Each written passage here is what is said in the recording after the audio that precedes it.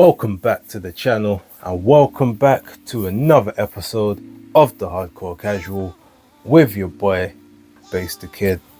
As always, please like and subscribe, share with a friend, a colleague, a relative, an associate, an enemy, any and all in between. It's appreciated. Haven't done an episode in a while. There's a few that are probably going to be taking place over the next 4 to 5 days. There's a lot of stuff to kind of get through. But with that being said, let's get into it. So I guess the first place I'll start is that the all-female card taking place from Boxer had their press conference yesterday. So that's Tuesday, for anyone watching this anytime other than Wednesday. I was supposed to be there. Last minute change of plans at work meant that I was unable to do so. Had to go do some training instead. It's a bit of a shame, as there was a lot of female talent there that I either am fond of, have a form of relationship with, or just people that I would have liked to speak to. But the biggest takeaway, not even the press conference as such, was more some of the interviews afterwards that came out from Caroline Dubois, who had basically said that the team, i.e. Boxer, had sent what she said was a massive offer to Terry Harper to do a unification on that the 7th of March card taking place at the Royal Albert Hall. You know, she cited, look, this is an all women's card. It's like, you know, why would she not want to be a part of it? It's a big unification. She's turned it down. She's looking for retirement money. So Terry Harper caught wind of this, and she basically said that I'm a free weight world champion, so £200,000 and 7 weeks notice, especially for an all British unification fight, is not a fair or substantial amount of money. And that, you know, as far as she was aware, Matchroom offered twice that amount to Natasha Jonas when they were trying to do the undisputed fight up at £154 when Natasha turned that down. So she basically said, look, I'm not about to risk my health trying to make the weight in only 7 weeks for that kind of money. Now, in that time, you had several people. You had Quinton Lilly, shout out to Quinton. You also had Alicia Baumgardner sort of chime in and basically say that Alicia said that 200,000 is camp money, like, paid, basically pay the girl what she's worth. So in this instance, Caroline has basically gone back and said ultimately, like, that Terry Harper's a coward, and you're asking, it was actually 250,000 that they offered you, but exactly how much money are you looking for? You didn't get anywhere near that in your last fight. I think her exact words were, I bet my house she didn't see over 150k for her previous fight. Well, and bear in mind, I want to say, everyone knows I am a very big Caroline Dubois fan, and I've been on this channel numerous times stating in the past that the only Dubois I acknowledge is Caroline. So that should kind of give you an idea of my stance. But I'm also a very fair person, and I have to apply,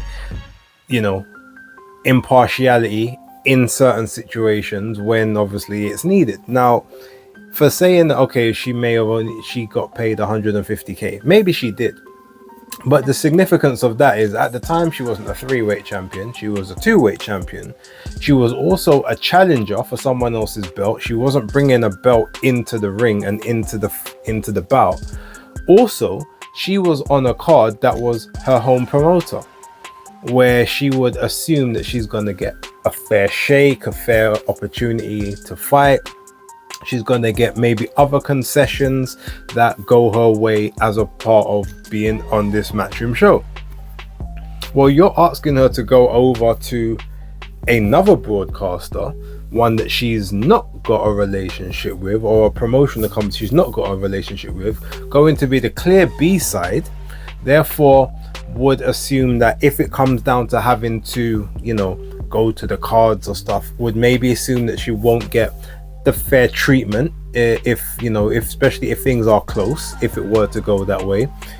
Also, she has a belt now, whereas before she was a challenger. Now she has a belt, plus still has the other pedigrees underneath that, which is being a champion at 130, being a champion at 154, now being a champion at 135. Three weight divisions she's won titles in, and she does have a fan base. She does have women and men from her neck of the woods that do buy tickets. They do actually go and they follow and they do support.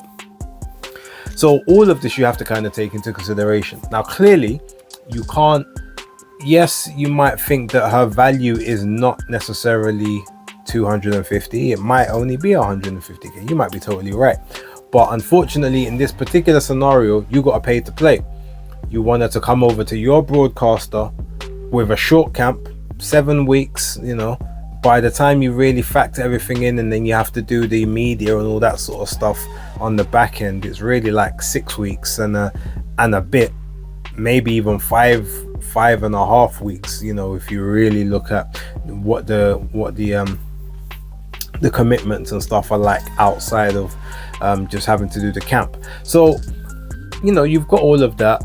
Clearly she's not been quote unquote boxing training over the holidays, which I think that's fair. Most people who didn't have fights scheduled wouldn't have been. So now obviously myself and Caroline had a couple of exchanges online, totally calm, pleasant.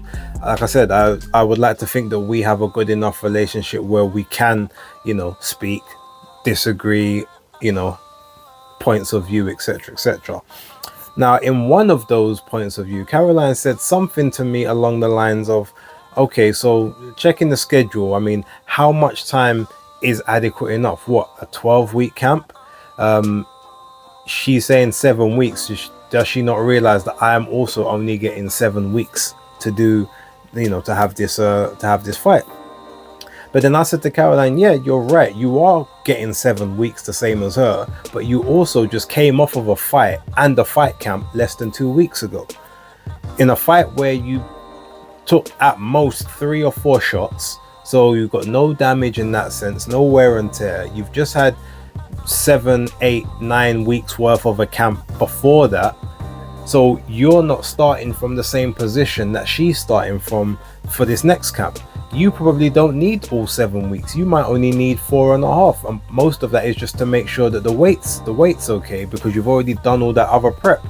You might not even have to do any weight management. It might literally be all boxing training, because you're still close enough to your fight weight, considering you only fought a couple of weeks ago.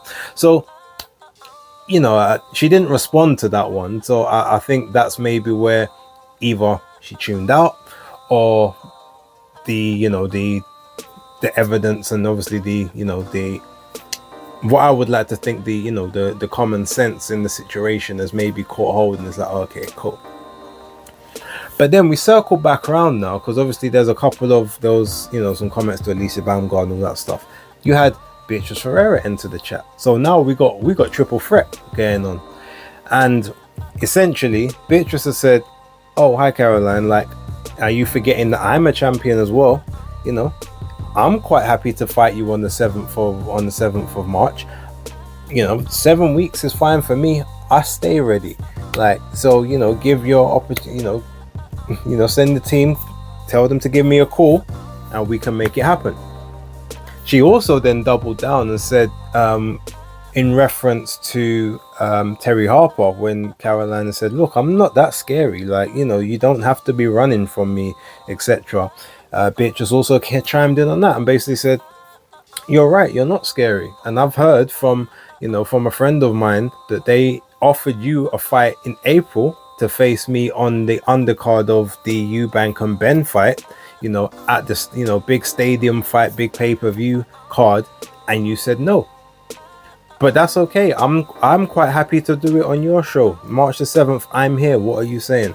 And so far from what I've seen, there hasn't been any responses to that. Now, that has led to a consensus for most people that I've seen online that, you know, Caroline is quote unquote selectively bad. So for those of you who don't know what that means that you only basically act up and get brave with people that you know you can deal with. Whereas when it comes to this person who you may still think you can deal with, but you know is a hard night's work, or you know maybe poses you the most threat, all of a sudden you don't keep the same energy for this person as you keep for that. I'm not gonna 100% say I agree, but it's not that easy to argue against it based on a lot of the evidence we're seeing, especially when in, I think, an interview I saw Caroline do the other day, she basically said something along the lines of, I see Beatrice as stylistically probably the hardest matchup that I have, and realistically I want to save that till last, make it as big as it can get so that we can get paid, I can get paid off of it, and you know, it's on a platform where it's deserved. But then it's like, you can't on one hand be saying that Terry Harper's a coward because she's asking for life-changing money to face you, but yet you're not prepared to face Beatrice Ferreira unless it's quote unquote life-changing money, or it's the, you know, it's the most amount of money it can be for us as women or whatever. Like, that is a bit hypocritical, and unfortunately keeping the same energy, it doesn't really look good. Now, yes, it's not to say that you're saying that you'll never fight her. We understand that you're saying you will fight her, but it's got to be, you know, under the right circumstances. Well, now hopefully you can probably see how Terry Harper's feeling when she's saying, well, it's got to be under the right circumstances. Give me an adequate camp, pay me what I am worth, considering it's a unification, and we can have the fight. Quite frankly, I want to see where this goes. I like this little, you know, this triple threat round robin. The one bad thing is, like, obviously I'm dialoguing with Caroline, and then there's other people that maybe follow me or have seen the tweets, and some of them have maybe jumped on the back and have changed the energy, changed the tone of my tweet to now it's looking a lot more aggressive when they're responding. And I don't really like that as such, because again, me and Caroline are good. Now, we got no problems, but you know, I'll call her out the same as I'll call out any other fighter on, you know, hypocrisy, BS, double standards, etc. But it's always got to be respectful. So for those others, anyone seeing those tweets, I'm not obviously going to put them on screen, but if you know what my Twitter handle is, you find them.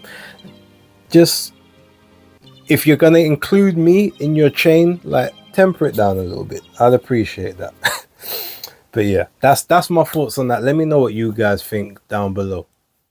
So for those of you who obviously are not aware, while it hasn't been officially announced with poster, flyer and everything, Turki Al-Sheikh has confirmed that you know, Chris Eubank Jr. and Conor Benn, the fight is set. Most people have speculated and seen that the fight is supposed to be taking place on the 26th of April. So I think they're looking at Tottenham Hotspur Stadium as where they're looking to have it. There's rumors of who could potentially be on the undercard. It's also, from what I've seen, likely to be one of the quote unquote the Ring magazine cards. So not Riyadh season, not a Matchroom card, not a Boxer card, but like a sort of maybe Ring magazine in association with Matchroom and Boxer. Look, it looks like it could be a very interesting situation. I mean, 60,000 is going to be an interesting number to get to. Actually, it'll probably be more than that, because 60,000 is, I think, what the stadium holds, not including the pitch.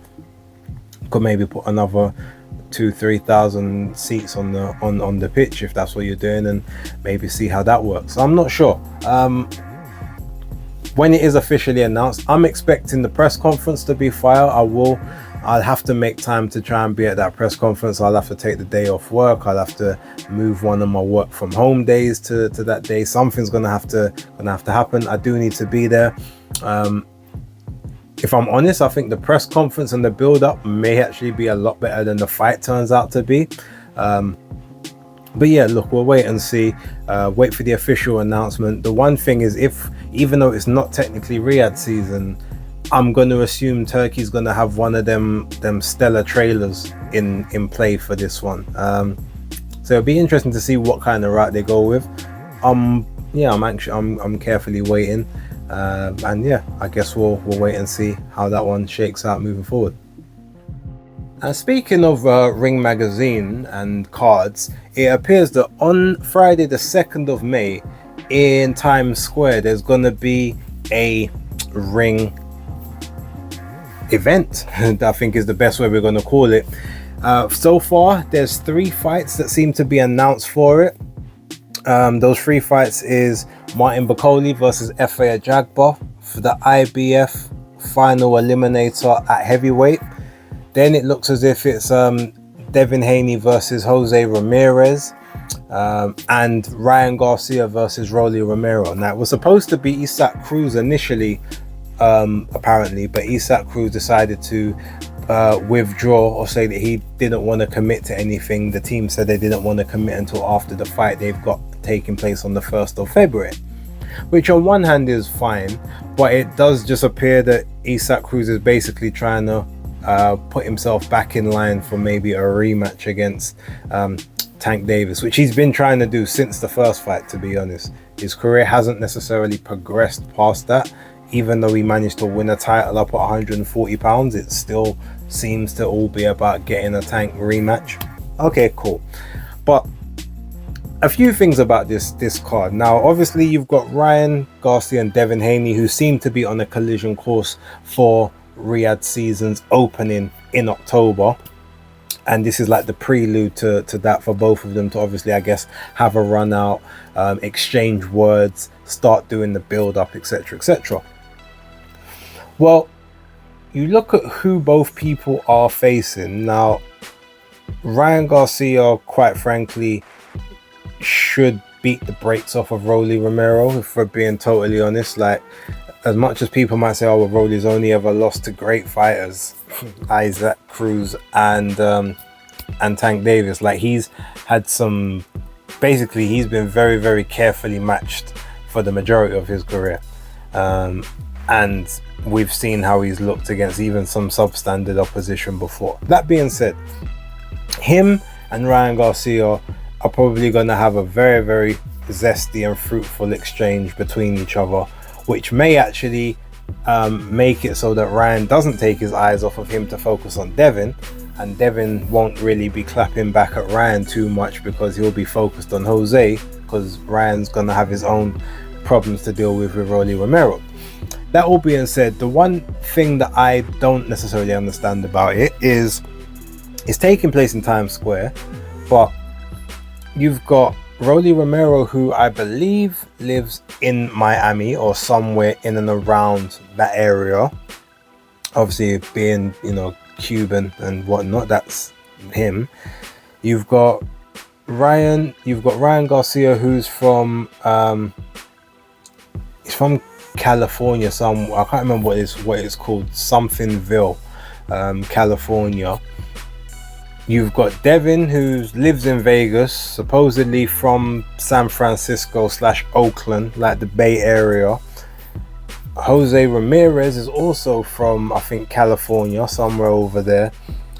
Ferreira Jagba's from Nigeria, but I think he's based in maybe the Midwest of New York. Of America, sorry. And obviously you got Martin Bakole, who's Scottish Congolese at this point.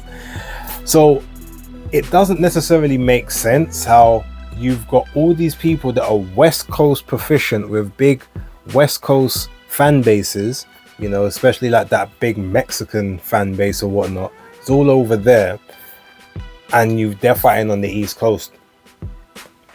Are you expecting the fans to travel? Now, yes, I know obviously the original Devin Haney and Ryan Garcia fight did take place in New York. I think it was at the Barclays Center in Brooklyn. But realistically that fight, and it sold out, it did sell out, but realistically that fight probably could have been even bigger if it was in LA or Vegas or somewhere around there.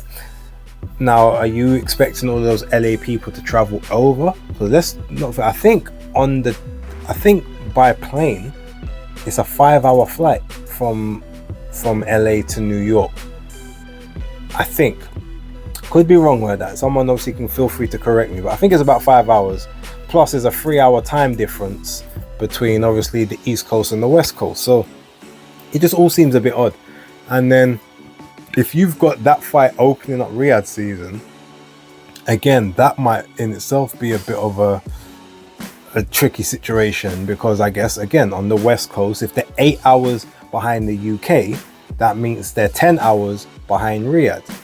So what time are you doing that fight? Are you doing the fight at what, 4 or 5 in the morning so that they can see it at 7 o'clock?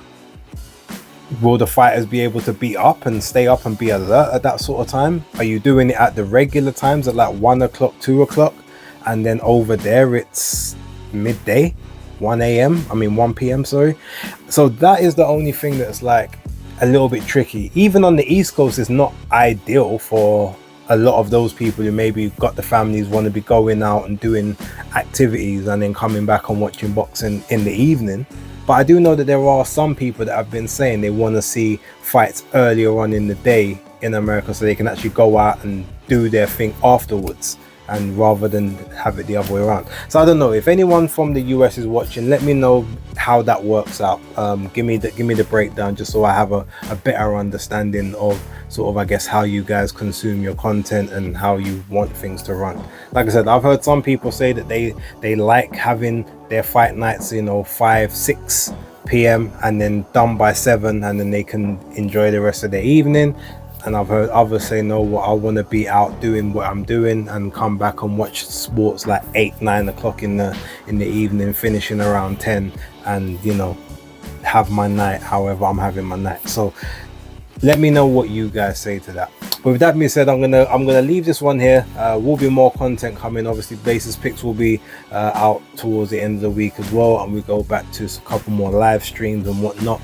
Everything moving as it should. But with that being said, thank you very much for watching. Don't forget to like, subscribe, and share. But for right now, it's the Hardcore Casual out.